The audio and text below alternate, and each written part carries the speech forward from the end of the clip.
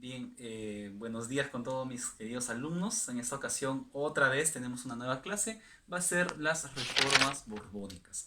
Voy a tratar de hacer este tema bastante resumido. Es un tema largo, es un tema importante, tanto para el colegio, en la academia y también ha sido tomado mucho en exámenes de admisión. ¿Qué son las reformas borbónicas? Primero vamos a empezar con tres ideas puntuales. Reformas borbónicas. Uno, las reformas borbónicas son una serie de medidas tomadas por los nuevos reyes de España. Profesor, ¿qué pasó en España? Voy a hacerles un pequeño recuento de lo que pasó en España.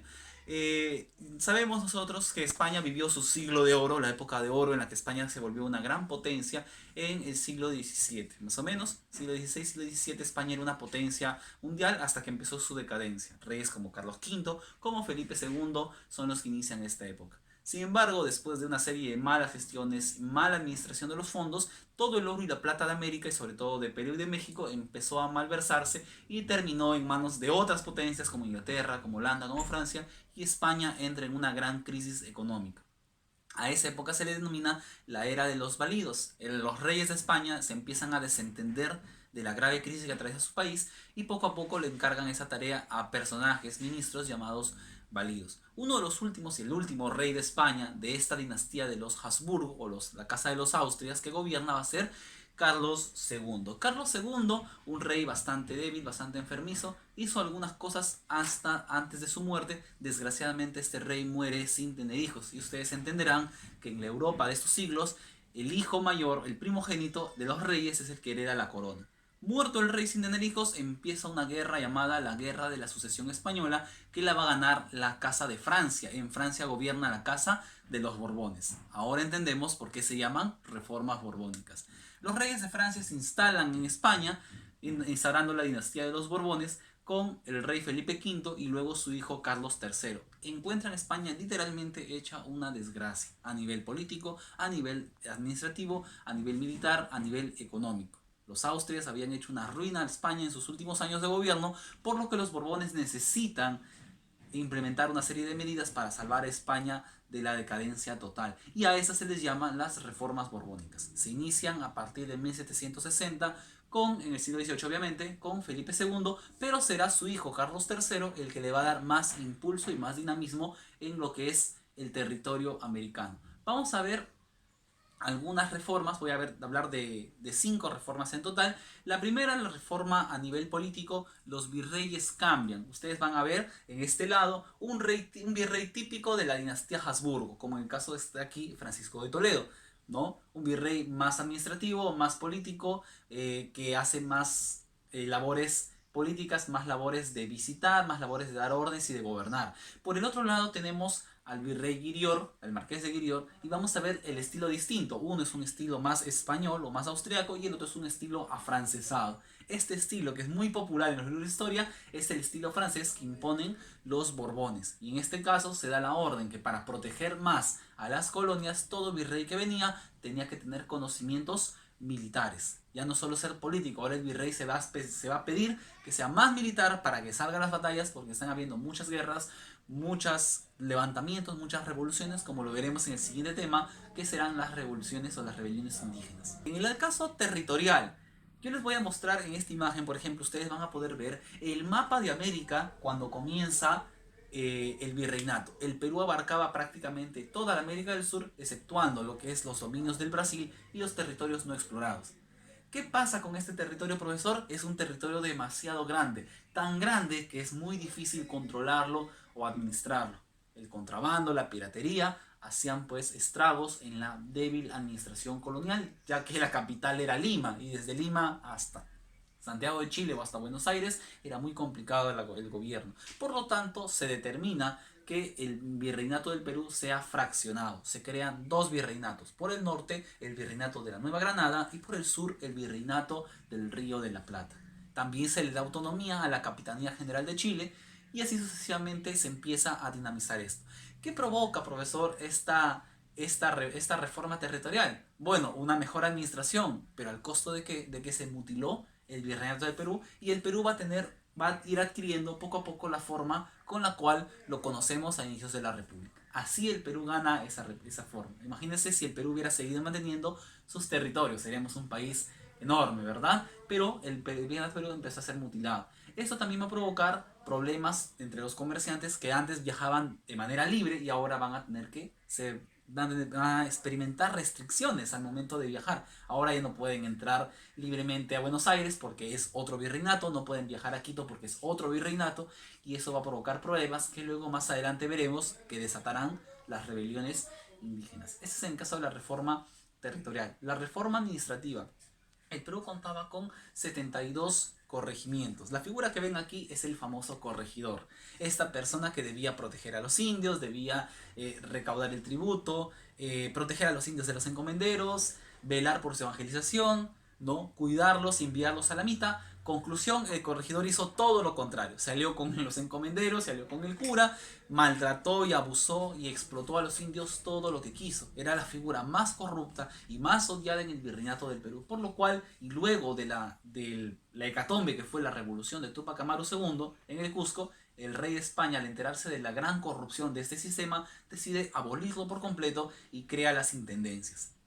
¿Cuáles son las intendencias, profesor? Bueno, tenemos Lima, Tarma, tenemos la intendencia de Arequipa, de Puno, del Cusco, ¿no? Tenemos también la de Trujillo, la de Huamanga, y así sucesivamente tenemos todas estas intendencias, ¿no? Y la de Huancavelica por obvias razones. 8 intendencias que en la actualidad son las bases de los principales departamentos que tiene el Perú. Entonces, esta reforma obedeció principalmente a esto. Se acabó con el sistema corrupto de los corregimientos y se reemplaza por las intendencias, pero a la vez también su consecuencia fue un mayor control en las poblaciones, que también se elevan todos los impuestos. A nivel comercial, los Habsburgo habían impuesto el sistema, y ustedes van a ver en el mapa, del tráfico comercial monopólico, los puertos o el exclusivismo de puertos, ¿no? Una serie de muy pocos puertos como el Callao, como Veracruz, ¿no? Como La Habana, Cádiz y Sevilla, puertos exclusivos por los cuales se hacía todo el sistema de flotas y galeones o el sistema del comercio entre España y sus colonias. Desgraciadamente, ustedes comprenderán que Perú el Callao no es el único puerto. Hay muchísimos puertos que no eran controlados y por los cuales países como Inglaterra, Holanda, Francia metían mercaderías de manera ilegal. Eso es el contrabando. Y el contrabando fue un flagelo que siempre terminaba por acabar con la economía española, por lo cual el rey de España decide que al no poder controlar el contrabando, se abrieran todos los puertos de las colonias americanas. Esta es la ley de puertos, por favor no lo confundan con la ley de puertos libres, que es otra ley que se va a aplicar cuando ya el Perú es una república independiente. La ley de libertad de puertos. Todo puerto es libre para comerciar, tanto en España como en las colonias americanas. Ojo que eso solo es entre España y sus colonias. No se abrieron los puertos para otros países. El monopolio continuó. Profesor, ¿y qué hizo España para paliar el contrabando? Bueno, se le dio permisos a algunos países como Inglaterra para que puedan comerciar de vez en cuando con las colonias americanas, el navío de permiso, el navío de registro, pero finalmente pues Inglaterra siempre hacía trampas en este sistema, así que terminaban siendo abolidos, ¿no? Entonces esa es la reforma comercial. ¿Cuáles fueron las consecuencias? Bueno, empiezan a destacar puertos como Montevideo, como Valparaíso, los puertos en la zona de lo que es Colombia, Venezuela, empiezan a destacar, y Buenos Aires sobre todo. Qué curioso que justo de esos lugares se organizarán en el futuro las corrientes libertadoras del norte y la corriente libertadora del sur. Mientras tanto, ¿qué pasa con el Callao? Es el último puerto al que alguien quisiera en su sano juicio ir a comerciar, así que el Callao cayó en una ruina. De lo que estaba una gran potencia comercial, el Callao termina conformándose con un comercio triste con Valparaíso. Así que el Callao fue la consecuencia más importante de la reforma comercial, fue la ruina del Callao, ¿no? A nivel económico. Y por último vamos a hablar de una reforma importantísima, la reforma eclesiástica. Profesor, ¿también entró la iglesia a tallar en ese tema? Claro que sí. En el Perú la verdad es que el virreinato siempre impulsó el catolicismo, siempre la iglesia católica tuvo un papel fundamental tanto en el descubrimiento, la exploración y la apertura de misiones en la sierra y en la selva. El gobierno nunca se metió con ninguna de las órdenes religiosas, excepto con una, con la última, la Compañía de Jesús o los jesuitas. Recordamos a San Ignacio de Loyola, que fue el creador de esta compañía, de esta orden. El problema de la Compañía de Jesús son tres cosas. Primero, son expertos en crear economía. tienen grandes haciendas, más de 90 haciendas en el Perú, de las más ricas que habían, propiedad de los jesuitas. Son expertos pedagogos, tienen grandes colegios, ¿no?, que han fundado, y también han abierto misiones y están evangelizando y educando a los indios, sobre todo en la zona de la selva. Recordemos Iquitos, por ejemplo, la ciudad de Iquitos, que está en Loreto en la actualidad, fue una colonia jesuita. De esta manera los jesuitas dinamizaban mucho la economía, pero tenían un gran problema que, uno, España necesita dinero, España ambiciona tener las propiedades y la riqueza de los jesuitas, y España necesita una excusa para sacarlos y poder apropiarse. La excusa es que los jesuitas también empezaron a criticar la forma de gobierno de los reyes de España, por lo cual el rey de España en 1767, por orden, decide expulsar a todos los jesuitas del territorio peruano y de todas las colonias americanas. Esto le va a terminar jugando en contra a los españoles en el futuro.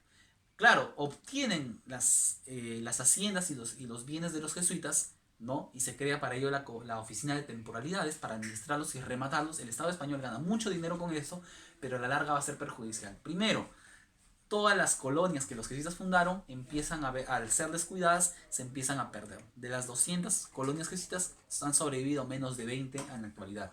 Muchos portugueses, aprovechando la debilidad de la selva, ya no están los jesuitas, empezaron a quitarnos grandes territorios de la Amazonía peruana. ¿Qué otra cosa negativa fue?